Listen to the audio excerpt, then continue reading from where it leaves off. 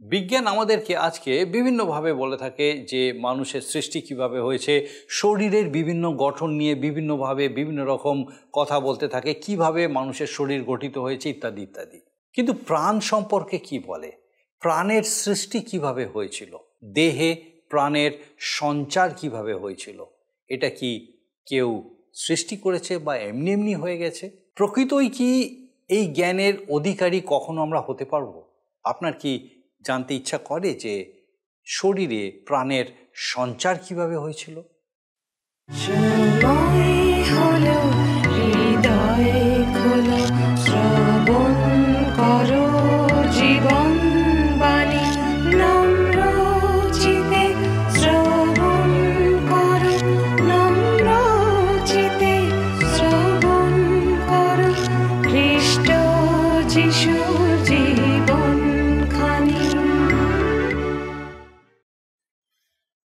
নমস্কার, প্রভু যীশু খ্রিস্টের মধুর নামে জীবনবাণী অনুষ্ঠানে আপনাকে স্বাগত জানাই।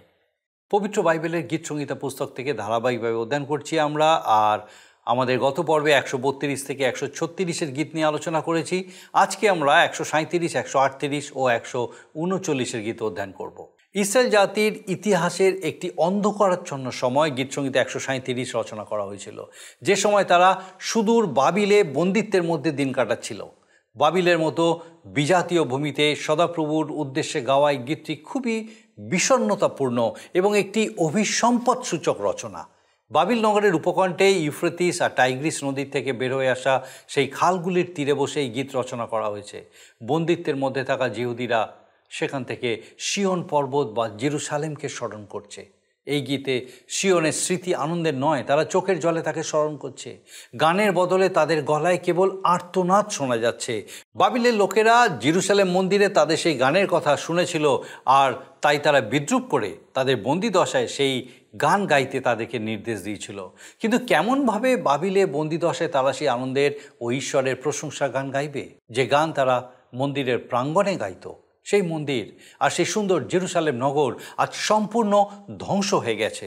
তারা তো সেই গান আর গাইতে পারবে না। ঈশ্বরের কাছে তারা শপথ করে বলেছিল, জেরুসালেমকে তারা যদি কোনোদিন ভুলে যায়, তাহলে যেন তাদের গান ও বাদ্যযন্ত্রের কলাও স্মরণে না থাকে। বাবিলীয় সৈন্যবাহিনী মন্দির সহ জেরুসালেম ধ্বংস করার পর ইদোমীয়রা এসে জেরুসালেমের সমস্ত দুর্বল মানুষদের উপরে নির্মম অত্যাচার চালিয়েছিল। সেই জঘন্য অত্যাচারের সংবাদ বাবিলে থাকা বন্দীদের কানেও পৌঁছেছিল। আর তাই ঈশ্বরের কাছে তারা এটাই প্রার্থনা করেছিল যে ঈশ্বর যেন ইদোমীয়দের করা অপরাধের প্রতিশোধ নেন, এবং তারা যেভাবে জিহুদীদের উপরে নির্যাতন করেছিল তারাও যেন সে একই রকম ফল পায়। গীত সংহিতা 138 হচ্ছে সর্বান্তঃকরণে করা ঈশ্বরের প্রশংসা। রাজা দাউদ এই গীত রচনা করেছিলেন। 137-এর গীতে আমরা দেখেছি যে ঈশ্বরের লোকেরা বাবিলের নদী তীরে বসে সিয়নকে স্মরণ করার সময় দুঃখে তাদের হাতের বীণা সেই বাইশি বৃক্ষে টাঙিয়ে রাখত। কিন্তু 138-এর গীত হচ্ছে একটি সুন্দর ভাববাণীমূলক প্রশংসা গীত। ভবিষ্যতে যখন অবশিষ্টাংশ বিশ্বাসী তাদের বীণা পুনরায় তাদের হাতে তুলে নেবে, তখন ঈশ্বরের প্রশংসায় তারা গান করবে। গীত সংহিতা 139 ঈশ্বরের গুণাবলী বর্ণনামূলক একটি প্রশংসা গীত।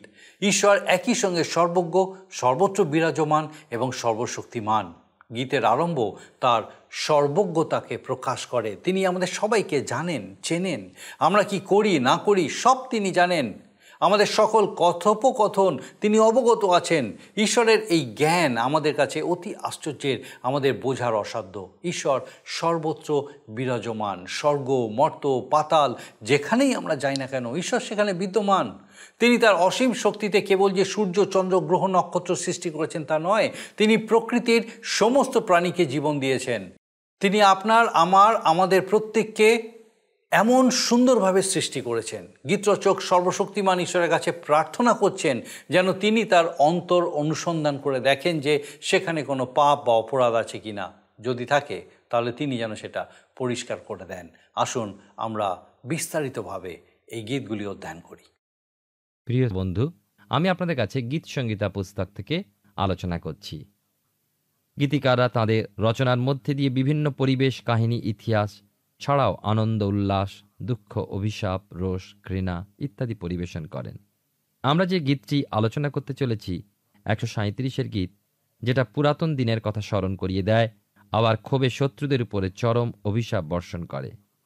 আমরা হয়তো অনেকে জানি যে ইসরায়েল জাতি বন্দী হয়ে ব্যাবিলনে নিত দীর্ঘ 70 বৎসর কাল বন্দী জীবনযাপন করে। এই দীর্ঘ 70 বৎসর কাল ইতিহাসের পাতায় নীরব কাল বলা যায়। বাইবেলে পুরাতন নিয়মে ইতিহাস ওই সময়ের উপরে বর্ণনা রাখেনি। ইসরায়েল বন্দী হয়েছিল ইতিহাসে পাই, কিন্তু তাদের 70 বৎসরের জীবনযাত্রা বিষয়ে কিছু লেখা হয়নি। জিরোমীয় ভাওবাদী ওই বন্দিত্বের বিষয়ে ভাওবাণী প্রচার করেছিলেন, কিন্তু তিনি বন্দিত্বের সাথে কথা বলতে বাবিলনে যাননি। আবার জিহিসকেল ভাববাদী বাবিলনে গিয়েছিলেন বটে, কিন্তু তিনি সেই বন্দীদের কাছেই ভাওবাণী প্রচার করছিলেন। দানিয়েল বন্দিরূপে সেখানে ছিলেন, কিন্তু তিনি রাজকর্মচারী নিযুক্ত হয়েছিলেন এবং পরজাতিদের প্রতি ভাওবাণী উচ্চারণ করলেন। সুতরাং 70 বৎসরকাল ইসরায়েলের জন্য একটা নীরব কাল। রাজাবলীর 2টি পুস্তক এবং বংশাবলীর 2টি পুস্তক আমাদের ঠিক বন্দিত্ব ও জেরুসালেমে বিনাশ পর্যন্ত বলে নীরব হয়। এই 137-এর গীতটাই কেবল সেতু বন্ধের মতো কয়েকটা যুগ জুড়ে রেখেছে, এবং 137-এর গীত ওই সেতুর ঠিক মধ্যবিন্দু, যেখানে দাঁড়িয়ে কিছুক্ষণ ওই কালের প্রতি দৃষ্টি দিতে পারেন। আপনারা যখন যাত্রায় থাকেন, পথের ধারে নানা রকম নির্দেশ চিহ্ন দেখতে পান। 137-এর গীত এমনি 3টি চিহ্নে চিহ্নিত। প্রথম চিহ্ন থামো, দ্বিতীয় চিহ্ন দেখো, তৃতীয় চিহ্ন শোনো। এই গীত যদি আমরা স্থির হয়ে পাঠ করি, মনোযোগ নিই, দেখব যে ইসরায়েল জাতির বন্দিদশার উপরে কিছুটা আলোকপাত করছে। আবার যদি মন দিয়ে শুনতে পাবো বুক ফাটা কান্না, দেখব চোখের জল, আর শুনব রোষপূর্ণ অভিশাপ। 137-এর গীতের এক পদে লেখা আছে, বাবিলীয় নদীর সকলের তীরে তথায় আমরা বসিয়া আর কাঁদিতাম, যখন সিয়নকে মনে পড়িত। প্রথমে স্থানটা দেখি, বাবিলীয় নদী তীরে। আসলে এগুলো চাষ আবাদের খাল, টাইগ্রিস ইউফ্রেটিস থেকে কেটে মরুভূমির মধ্যে দিয়ে যাওয়া হয়েছিল এবং বন্দী ইসরায়েল সন্তানদের ওই কাজে ব্যবহার করা হয়েছিল। ধুধু মরুভূমি, রুক্ষ মাটি কেটে খাল তৈরি পরিশ্রমের কাজ, এবং ওই পরিশ্রমের কাজের জন্যই বন্দী সন্তানদের ঠেলে দেওয়া হয়েছিল। প্রখর রৌদ্র, সূর্যোদয় থেকে সূর্যাস্ত, কঠিন পরিশ্রম। বিশ্রামের জন্য যখন গাছের ছায়ায় বসে পিপাসায় বুক শুকিয়ে যায়, ক্ষুধায় পেট জ্বলে, মনে পড়ে যায় ফেলে আসা দিনগুলোর কথা, সেই জেরুসালেম। উঁচু পাহাড়ের উপরে সুন্দরতম নগর, সূর্যলোকে জল করত। দিনের শেষে স্নিগ্ধ শীতল বায়ু সারা শরীরে আমেজের হাত ভুলিয়ে দিত। চিন্তা করতে চোখ ফেটে জল আসে, দীর্ঘশ্বাসে বুক কেঁপে ওঠে। কেন ইসরায়েল জাতি বাবিলনে এলো? কিভাবে তাদের দুর্গতি এলো? ঈশ্বর মিশর দেশের গোশন প্রদেশ থেকে তাদের বন্দিত্ব মুক্ত করে কনানি নিয়ে এলেন। তাদের বললেন, তোমরা আমার এই প্রাচুর্যের দেশে চিরকাল বাস করবে, যদি আমার বাধ্য হও, যদি আমার মতে ও আমার পথে চলো। কিন্তু আমরা দেখতে পাই যে উপচয় পেয়ে, আশীর্বাদ পেয়ে তারা ঈশ্বরকে ভুলতে লাগলো। জিরোমীয় ভাওবাদী তিনি কেঁদে কেঁদে তাদের সাবধান করে দিতে থাকলেন, তোমরা পাপ করো না, এই সিয়ন বা জেরুসালেম ধ্বংস হয়ে যাবে। অবশেষে তাই হলো। ইসরায়েল অপেক্ষা বলশালী বাবিলনীয় শক্তি তাদের পরাজিত করে পশুপালের মতো ঠেলে নিয়ে গিয়ে কঠোর পরিশ্রমের জোয়ালি তাদের ঘাড়ে চাপিয়ে দিল। কেন ইসরায়েল জাতির ওই অবস্থা হলো? বিলাপ তার 1 অধ্যায় 8 পদে লেখা আছে, জেরুসালেম অতিশয় পাপ করিয়াছে, এই জন্য ঘৃণাস্পদ হইল। 2 পদে 137-এর গীতে লেখা আছে, আমরা তথাকার 22 বৃক্ষে আপন আপন বীণা টাঙাইয়া রাখিতাম। কত গভীর মনোব্যথা! যারা জেরুসালেম মন্দিরে দাঁড়িয়ে ঈশ্বরের প্রশংসা গান করতেন, আজ বাবিলনের সেই খালের ধারে বসে কি সেই প্রশংসা গান গাইতে পারেন? সিয়নের সে গান আজ আর তাদের মুখে নেই, হারিয়ে গিয়েছে। তাদের বীণায় ধুলো পড়েছে, গাছে টাঙানো আছে। বীণার সেই ঝংকার তোলার মতো মনের অবস্থা নেই। আজকের দিনে বহু বিশ্বাসীর ওই একই অবস্থায় পড়ে আছে। তারা প্রথমে যখন খ্রিস্টের কাছে এসেছিল, সেই প্রথম প্রেমের গান আর তাদের মুখে নেই। তাদের হৃদয় বীণায় আর তারা সুর বাঁধে না। বড় দুঃখের, বড় কষ্টের, যারা নিয়মিত প্রভুর চরণতলে আসে না। 3 পদে আছে 137 গীতে, কারণ তথায় আমাদের বন্দীকারীরা আমাদের কাছে গীত শুনিতে চাইত, আমাদের উপদ্রবীগণ আনন্দের রব শুনিতে চাইত, বলিত, আমাদের কাছে সিয়নের একটা গীত গাও। বাবিলনিয়া শুনেছিল যে জেরুসালেম এক মন্দির আছে, কিন্তু দেবদেবীর কোনো মূর্তি সেখানে নেই। তারা অদৃশ্য কিন্তু জীবন্ত ও সত্য এক ঈশ্বরের উদ্দেশ্যে গীত গান করে, এবং উৎসব দিনে শত শত বাদ্যযন্ত্রের তালে তালে প্রায় 1 লক্ষ মানুষ তাদের ঈশ্বরের প্রশংসা গান গায়। সে গান সুরচিত, সুশ্রাব্য, শ্রুতিমধুর। কেবল বাবিলনীয়রা নয়, জগতের বহু জাতি বহুজন সে বিষয়ে জানত।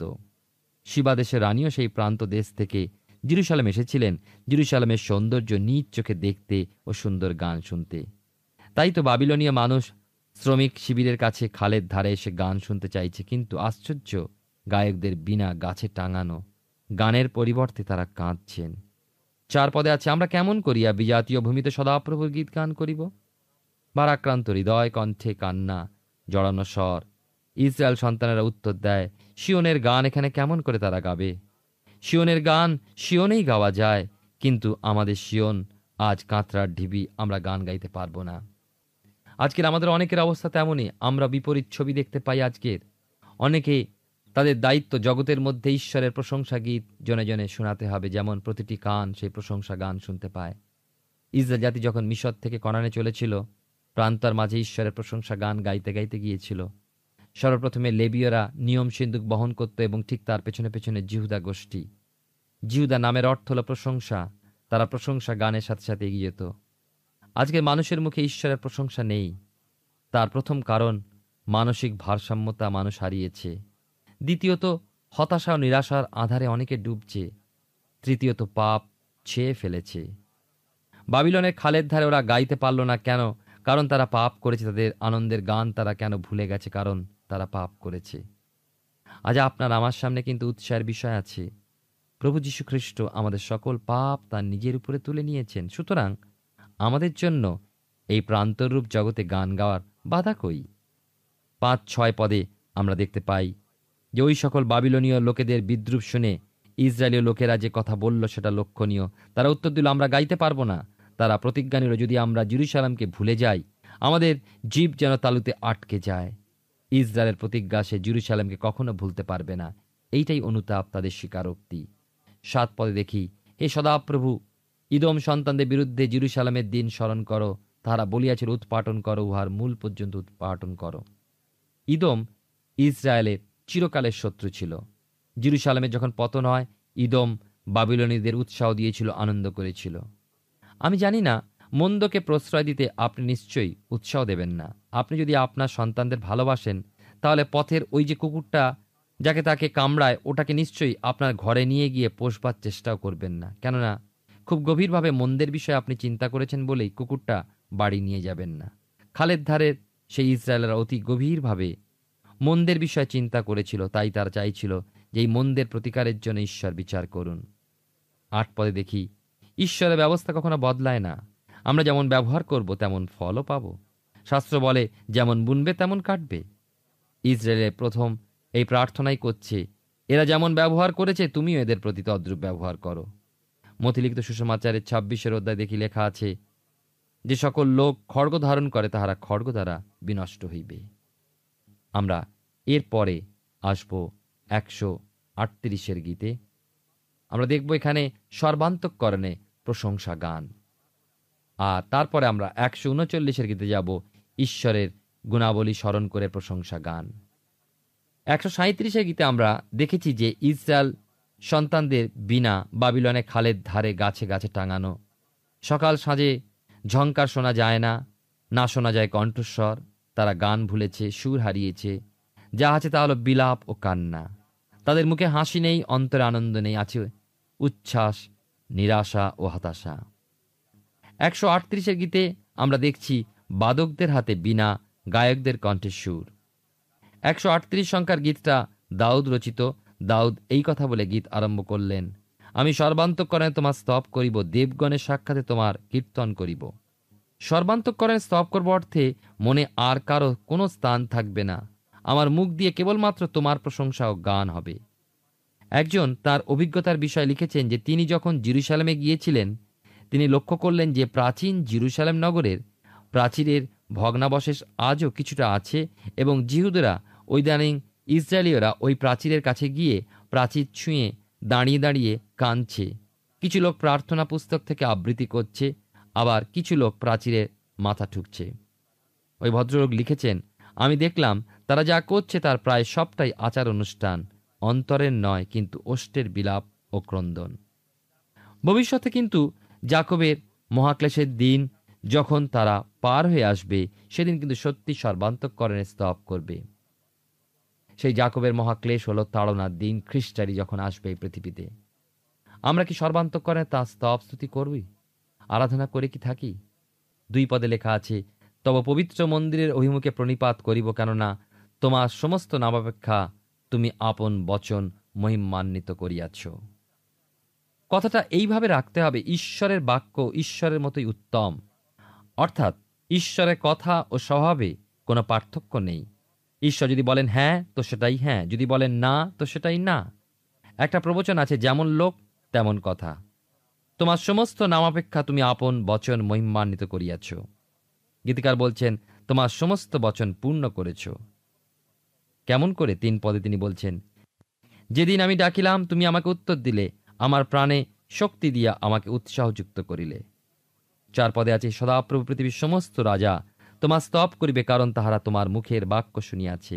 রাজারা স্বীকার করে নিয়েছে, যেমন ঈশ্বর তেমন তার কথা। 5 এবং 6 পদে দেখি, বিশেষ করে এই অংশে ঈশ্বর মহান। তিনি সর্বোচ্চ স্থানে বিরাজ করেন, কিন্তু তার দৃষ্টি নম্রদের প্রতি। বাইবেলে নম্র ও নম্রতার বিষয়ে অনেক কথা বলা হয়েছে, কারণ ঈশ্বর নম্র মানুষকে বড় ভালোবাসেন। জগৎ যখন স্বেচ্ছাচারী উদ্ধত পাপপূর্ণ হয়ে উঠেছিল, জলপ্লাবন দিয়ে ধ্বংস করে দেবার পূর্বে ঈশ্বর জগতের দিকে দৃষ্টিপাত করলেন এবং নোহের প্রতি, একজন নম্র ঈশ্বর ভক্তের প্রতি তাঁর দৃষ্টি পড়ল, এবং সেই একজনের জন্য একটা পরিবার ও সৃষ্টির সকল জীবের এক এক জোড়া প্রাণী রক্ষা পেল। দাম্ভিক, আত্মম্ভরী, অতি আধুনিক মানুষ নম্র হতে পারে না। যাকব তার 4 অধ্যায় 6 পদে লেখা আছে, ঈশ্বর অহংকারীদের প্রতিরোধ করেন, কিন্তু নম্রদিগকে অনুগ্রহ প্রদান করেন। প্রথম পিতর তার 5 অধ্যায় 6 পদে লেখা আছে, পবিত্র শাস্ত্র বলে, অতএব তোমরা ঈশ্বরের পরাক্রান্ত হস্তের নিচে নত হও, যেন তিনি উপযুক্ত সময় তোমাদিগকে উন্নত করেন। পিতা ঈশ্বর নম্রতার প্রতি বিশেষ দৃষ্টি রাখেন। 131 গীতে 1 পদে লেখা আছে, সদাপ্রভু আমার চিত্ত গর্বিত নয়, আমার দৃষ্টি উচ্চ নয়, আমি ব্যাপৃত হই নাই, মহৎ বিষয় আমার বোধের অতীত, আশ্চর্য আশ্চর্য বিষয়। 138 গীত নিয়ে আলোচনা করছি। 8 পদে লেখা আছে, সদাপ্রভু আমার পক্ষে সকলে সিদ্ধ করিবেন। হে সদাপ্রভু, তোমার দয়া অনন্তকাল স্থায়ী, তোমার স্বহস্তের কর্ম পরিত্যাগ করিও না। আমরা বাইবেলের নতুন নিয়মে দেখি, সাধু পৌল ফিলিপীয় মণ্ডলীকে লিখেছেন 1 অধ্যায় 6 পদে, ইহাতেই আমার দৃঢ় প্রত্যয় এই, যে তোমাদের অন্তরে যিনি উত্তম কার্য আরম্ভ করিয়াছেন, তিনি যীশুখ্রিস্টের দিন পর্যন্ত তাহা সিদ্ধ করিবেন। প্রিয় শ্রোতা বন্ধু, ঈশ্বর আমাদের পক্ষে সকলই মঙ্গল করেন, তাই তাঁর উপরে নির্ভর করে এগিয়ে চলি। তিনি যে উত্তম কাজ আমাদের জীবনে আরম্ভ করেছেন, তা তিনি প্রভু যীশুখ্রিস্টের দিন পর্যন্ত তা সিদ্ধ করবেন, সেই বিশ্বাসে এগিয়ে চলি। এই অনুষ্ঠানে এখন আপনাদের কাছে আমি 139 গীত নিয়ে আলোচনা করব। এখানে ঈশ্বরের গুণাবলী স্মরণ করে প্রশংসা গীত। এই গীতটা প্রধান বাদ্যকরের জন্য দাউদের রচিত গীত। গীতটাকে আমরা ঈশ্বর তত্ত্ব সম্বন্ধীয় গীতও বলবো। এই গীতের মধ্যে দিয়ে জগৎ সৃষ্টি সম্বন্ধে ঈশ্বরের ক্রিয়াকলাপ প্রকাশ করে। এই গানের মধ্যে দিয়ে গীতরচক ঈশ্বরের প্রধান গুণাবলী ব্যক্ত করেছেন, আর তা হল, প্রথম, ঈশ্বর সর্বজ্ঞ; দ্বিতীয়, ঈশ্বর সর্বত্র বিরাজমান; তৃতীয়, ঈশ্বর সর্বশক্তিমান। ঈশ্বর যা খুশি করেন তাই করতে পারেন। সময় সময় অনেক অদ্ভুত প্রশ্ন এ বিষয়ে মানুষ করে থাকে। যেমন কেউ একজন প্রশ্ন করল, আচ্ছা, ঈশ্বর কি এমন বৃহৎ পাথর করতে পারেন যা তিনি তুলতে পারবেন না? এই প্রশ্নের একটাই উত্তর, ঈশ্বর কখনো অদ্ভুত কিছু করেন না। তিনি যা করেন তাঁর জ্ঞানে সৃষ্টি করেন। এই গীতের মধ্যে আমরা আমাদের অনেক প্রশ্নের যথাযথ উত্তর পাব। প্রথমে আমরা দেখব ঈশ্বর সর্বজ্ঞ। 139 গীতের 1 পদে লেখা আছে, সদাপ্রভু তুমি আমাকে অনুসন্ধান করিয়াছ, আমাকে জ্ঞাত হইয়াছ। এই কথাতেই বুঝিয়ে দিচ্ছে যে তিনি সর্বজ্ঞ। তিনি আপনাকে জানেন, তিনি আমাকে জানেন, তিনি সবাইকে জানেন। হ্যাঁ, তিনি সর্বশ্রেষ্ঠ মনোবিদ। যখন আপনার সমস্যা আসে, দুশ্চিন্তায় বিনিদ্র রজনী যাপন করেন, তখন দৌড়ে গিয়ে মনস্তত্ত্ববিদের কুর্সিতে বসাচ্ছে প্রভু যীশুর কুর্সিতে বসবার চেষ্টা করেন না কেন? এবং তাকে মন খুলে কথা খুলে বলেন না কেন? তিনি তো আপনার সকল কথা পূর্ব থেকেই জানেন। মনোবিদকে সকল কথা বলার পরেও সে আপনাকে বা আপনার অনেক কথাই জানবে না। 2-4 পদে লেখা আছে, তুমি আমার উপবেশন ও আমার উত্থান জানিতেছ, তুমি দূর হইতে আমার সংকল্প বুঝিতেছ, তুমি আমার পথ ও আমার শয়ন তদন্ত করিতেছ, আমার সমস্ত পথ ভালোরূপে জানো। যখন আমার জিহ্বাতে একটি কথাও নাই, দেখো সদাপ্রভু, তুমি উহা সমস্তই জানিতেছ। মনে করুন, কোনো একটা কথা আপনার জিহ্বাতে বা জিবেতে এসেছে, হয়তো খুব বড় গুরুত্বপূর্ণ প্রতিজ্ঞা আপনি করতে যাচ্ছেন, এমন সময় কেউ একজন এসে পড়ায় সে কথা আর উচ্চারণ করতে পারলেন না। ঈশ্বর কিন্তু ওই কথা দেখে নিয়েছেন, জেনে নিয়েছেন, কেননা তিনি সকল কথা জানেন। তাই গীতিকার বলছেন, যখন আমার জিহ্বাতে একটি কথাও নাই, দেখো সদাপ্রভু, তুমি উহা সমস্তই জানিতেছ। 5 এবং 6 পদে লেখা আছে, তুমি আমার অগ্রপশ্চাৎ ঘেরিয়াছ, আমার উপর তোমার করতল রাখিয়াছ। এই জ্ঞান আমার নিকটে অতি আশ্চর্য, উহা উচ্চ, আমার বোধের অগম্য। আপনি হয়তো বলবেন, ঈশ্বর কেমন করে ওই কাজ করেন? সত্যি কথা বলতে কি, আমি এর উত্তর দিতে পারবো না, কেননা বিষয়টা আমার বোধের অগম্য। গীত লেখক বলছেন, এই জ্ঞান আমার নিকটে অতি আশ্চর্য, তাহা উচ্চ, আমার বোধের অগম্য। ঈশ্বর সর্বজ্ঞ, বিষয়টা আমার ধারণার মধ্যে আনতে পারি না। আমরা যখন মাতৃজঠরে ভ্রূণ ছিলাম, তিনি আমাদের বিষয় জানতেন। কেমন আশ্চর্য, তাই নয় কি? ঈশ্বর দাউদের বিষয় জানতেন। দাউদ ঈশ্বরের সাক্ষাতে পাপ করলেন, কিন্তু দাউদ তার অন্তরে বিশ্বাসে ঈশ্বরের আস্থাভাজন হলেন। প্রভু যীশু সিমনের অন্তর জানতেন, তিনি ইস্করিত জিহুদার মনের খবরও জানতেন। সত্যি এই সকল বিষয় সর্বজ্ঞ ঈশ্বরের জ্ঞানের বিষয় চিন্তা করলে বিস্ময়ে হতবাক হয়ে পড়ি। ঈশ্বর এরপরে দেখব সর্বত্র বিরাজমান। আপনি কোথায় যাবেন, কোথায় পালাবেন, কোথায় লুকাবেন? ঈশ্বর সর্বত্র বিরাজমান। 7-8 পদে সেই বিষয়ে লেখা আছে, আমি তোমার আত্মা হইতে কোথায় যাইব, তোমার সাক্ষাৎ হইতে কোথায় পালাইব? যদি স্বর্গে গিয়া উঠি, সেখানে তুমি; যদি পাতালে শয্যাপাতি দেখো, সেখানে তুমি। দেখুন, স্বর্গ, মর্ত, পাতাল, নরক নয়, এই ত্রিভুবনে যেখানেই আপনি থাকুন না কেন, ঈশ্বর সেই স্থানে বিদ্যমান। 139 গীতের 9 পদে লেখা আছে, যদি অরুণের পক্ষ অবলম্বন করি, যদি সমুদ্রের পরপ্রান্তে বাস করি। কয়েক বৎসর পূর্বে, কোনো এক ক্রিসমাসের পূর্বে, 3 জন নবচর পৃথিবী থেকে গিয়ে চাঁদের চারপাশ ঘুরেছিলেন। তারা ওই সময় পবিত্র বাইবেলের আদিপুস্তক 1ম অধ্যায় পাঠ করেছিলেন। ঈশ্বরকে ছেড়ে আপনি কোথায় যাবেন? চাঁদে গেলে সেখানেও তিনি। 139 গীতে 10-12 পদে, সেখানেও তোমার হস্ত আমাকে চালাইবে, তোমার দক্ষিণ হস্ত আমাকে ধরিবে। যদি বলি আঁধার আমাকে ঢাকিয়া ফেলিবে, আমার চারিদিকে আলোক রাত্রি হইবে। বাস্তবিক অন্ধকারও তোমা হইতে গুপ্ত রাখে না, বরং রাত্রি দিনের ন্যায় আলো দেয়, অন্ধকার ও আলোক উভয় সমান। কেউ কেউ প্রশ্ন করেন, যখন পাপ স্বীকার করি, তখন ঈশ্বরের কাছে সকল কিছু খুঁটিয়ে খুঁটিয়ে বলার প্রয়োজন আছে কি? অবশ্যই আছে, কেননা তিনি আপনার সকল কিছু জানেন। তিনি আপনার সকল কুকার্য দেখেছেন। এমনকি আপনি যখন পাপে লিপ্ত হলেন, তিনি সেখানে সব অবস্থা পরিলক্ষণ করেছেন। সুতরাং তিনি যখন সবই জানেন, সবই দেখেছেন, তখন আপনার সব কথা বলতে আপত্তিই বা কি? 139 গীতে 13 পদে লেখা আছে, বস্তুত তুমি আমার মর্ম রচনা করিয়াছ, তুমি মাতৃগর্ভে আমাকে বুনিয়াছিলে। যে মুহূর্তে আমরা মাতৃজঠরে গর্ভধারণ করেছি, সেই মুহূর্ত থেকে ঈশ্বর আমাদের সামনে বিদ্যমান। পরের পদে বলা হয়েছে 14 পদে, আমি তোমার স্তব করিব, কেননা আমি ভয়াবহ রূপে আশ্চর্যরূপে নির্মিত। তোমার কর্ম সকল আশ্চর্য, তাহা আমার প্রাণ বিলক্ষণ জানে। মানুষ হচ্ছে ঈশ্বর সৃষ্ট সর্বশ্রেষ্ঠ প্রাণী। ঈশ্বর সদা সর্বদা তাঁর দৃষ্টি মানুষের প্রতি রেখেছেন। 139 গীতে 15 এবং 16 পদে আছে, আমার দেহ তোমা হইতে লুক্কায়িত ছিল না, যখন আমি গোপনে নির্মিত হইতেছিলাম, পৃথিবীর অধস্থানে শিল্পিত হইতেছিলাম। তোমার চক্ষু আমাকে পিণ্ডকার দেখিয়েছে, তোমার পুস্তকে সমস্ত লিখিত ছিল, যাহা দিন দিন গঠিত হইতেছিল, যখন সে সকলের একটিও ছিল না। বড় অদ্ভুত কথা। দাউদ বলছেন, তার দেহ গঠনের পূর্বে তিনি একজন মানুষ রূপে স্বীকৃতি পেয়েছেন, অর্থাৎ গর্ভধারণের সঙ্গে সঙ্গে ঈশ্বর তাকে মানুষ বলে স্বীকৃতি দিয়েছেন। আজকের দিনে খুবই গুরুত্ব দিয়ে বিষয়টা চিন্তা করার সময় এসেছে। ভ্রূণ হত্যা বা গর্ভপাত কি ঈশ্বরের দৃষ্টিতে ন্যায্য? দাউদের বক্তব্য অনুযায়ী ঈশ্বর তাঁর নকশা অনুযায়ী গর্ভে মানুষকে সৃষ্টি করেন। আমাদের সকল প্রশ্নের উত্তর ও সকল সমস্যার সমাধান বাইবেলেই আমাদের দিয়ে থাকে। এবারে শেষে দেখব আমরা যে সর্বশক্তিমান ঈশ্বর। 139 গীতে 17 এবং 18 পদে, হে ঈশ্বর, আমার পক্ষে তোমার সংকল্প সকল কেমন মূল্যবান, তাহার সমষ্টি কেমন অধিক, গণনা করিলে তাহা বালুকা অপেক্ষা বহু সংখ্যক হয়। আমি যখন জাগিয়া উঠি তখনও তোমার নিকটে থাকি। প্রিয় শ্রোতা বন্ধু, ঈশ্বর আমাদের ভালোবাসেন এবং যিনি ভালোবাসেন তিনি সর্বশক্তিমান ঈশ্বর। 139 গীতে 19 পদে লেখা আছে, হে ঈশ্বর, তুমি নিশ্চয়ই দুষ্টকে বধ করিবে, হে রক্তপাতীরা আমার নিকট হইতে দূর হও। গীত 139 ঈশ্বরের লোক ও দুষ্ট লোক উভয়ের উল্লেখ আছে।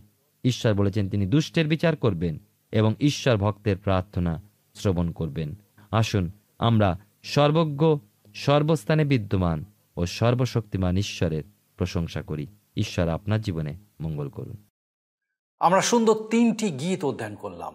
তার মধ্যে প্রথম ও তৃতীয় গীতটি আমাদের অতি সুপরিচিত। জেরুজালেম মন্দির প্রাঙ্গণে গায়কেরা বাদ্যযন্ত্র সহকারে ঈশ্বরের আরাধনা করত। বাবিলে বন্দিত্বের মধ্যে থাকার সময় তাদেরকেই সেখানকার লোকেরা বিদ্রূপ করে সেই গান গাইতে বলেছিল। গায়কেরা সেই গান গাইতে অস্বীকার করেছিল। তার বদলে তারা ঈশ্বরের কাছে নিবেদন করেছিল যেন ঈশ্বর ইদোমীয়দের অত্যাচারের প্রতিফল তাদেরকে দেন। এর পরের গীত হচ্ছে সম্পূর্ণভাবে ঈশ্বরের প্রশংসায় রচিত। এমন গান তারা ভবিষ্যতে খ্রিস্টের রাজ্য স্থাপনের প্রশংসাতেও গাইবে। আমাদের আলোচ্য তৃতীয় গীতে আমরা ঈশ্বরের 3টি বিশেষ গুণাবলী লক্ষ্য করেছি। তিনি একই সঙ্গে কেমনভাবে সর্বজ্ঞ, সর্বত্র বিরাজমান এবং সর্বশক্তিমান, সেটাই এখানে সুন্দরভাবে বর্ণনা করা হয়েছে। গীত রচক ঈশ্বরকে বিনতি করছেন যেন তিনি আমাদের দেহ, মন, আত্মার অনুসন্ধান করে দেখেন যে সেখানে কোনো দুষ্টতার লক্ষণ দেখতে পাওয়া যায় কি না। যদি দেখা যায় তাহলে তিনি যেন আমাদেরকে নির্মল করেন, আমাদেরকে শুদ্ধ করেন, যেন আমরা শুচি শুদ্ধ হৃদয়ে তার প্রশংসা, তার আরাধনা, তার উপাসনা করতে পারি। আমাদের পরের অনুষ্ঠানে আমরা 140 থেকে 143 গীত আলোচনা করব। এখন আসুন প্রার্থনায় যাব, আর আমি চাইব আপনিও যোগ দিন। আসুন প্রার্থনা করি। মঙ্গলময় পিতা, তোমার ধন্যবাদ করি যে তোমার পবিত্র পরাক্রমে, তোমার মহা অনুগ্রহে আমাদের আত্মার অনুসন্ধান তুমি করে থাকো। স্বর্গীয় পিতা, প্রার্থনা করি আমাদের সেই প্রত্যেক দর্শক বন্ধুর জন্য। প্রভু, এই মুহূর্তে বিশেষভাবে সেই প্রত্যেক হৃদয় প্রাণকে তুমি অনুসন্ধান করে দেখো। যদি দুষ্টতার কোনো পথ থাকে, প্রভু তোমার পবিত্র পরাক্রমে তুমি সূচি পবিত্র করো। তোমার সেই ক্রুশীয় রক্তে সেই প্রত্যেককে ধৌত পরিষ্কৃত সূচি করো, যেন সূচি নির্মল হৃদয় তারা তোমার প্রশংসা, তোমার স্তুতি, আরাধনা করতে সক্ষম হয়। তোমার জীবন্ত উপস্থিতিতে আরেকবার পিতাগো তাদের সূচি হস্ত তুলে ধরে তোমার গৌরব করতে পারে। ও প্রভু, তুমি কৃপা করো। তোমার দয়ায় আমাদের সেই প্রত্যেক দর্শক বন্ধু, তাদের পরিবার পরিজন প্রত্যেককে তোমার আশীর্বাদে পূর্ণ রাখো। তোমার যিশু নামে ভিক্ষা দয়া করে শ্রবণ গ্রহণ করো। আমেন। ঈশ্বরের ধন্যবাদ দিই, আরেকবার তার জীবন্ত বাক্য আমাদের সঙ্গে কথা বলেছে। আর আমার বিশ্বাস এইভাবে প্রতিদিন আপনি আমাদের সঙ্গে উপস্থিত থাকবেন এবং ঈশ্বরের বাক্য দ্বারা আশীর্বাদযুক্ত হবেন। ঈশ্বর আপনার মঙ্গল করুন। প্রিয় বন্ধু, আসুন আমরা আজকের প্রশ্ন উত্তরে আসি। আজকের প্রশ্ন, 138 সংখ্যার গীত কে লিখেছিলেন? A Samuel, B David, C Solomon, D মশি।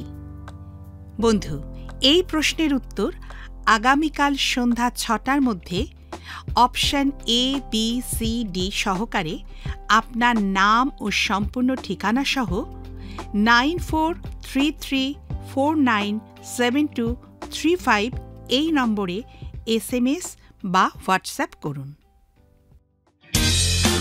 যদি আপনার এই অনুষ্ঠান ভালো লেগে থাকে তাহলে এই নম্বরে একটি মিসড কল করুন। তাহলে আপনি পরের বারে বিজয়ী হতে পারেন।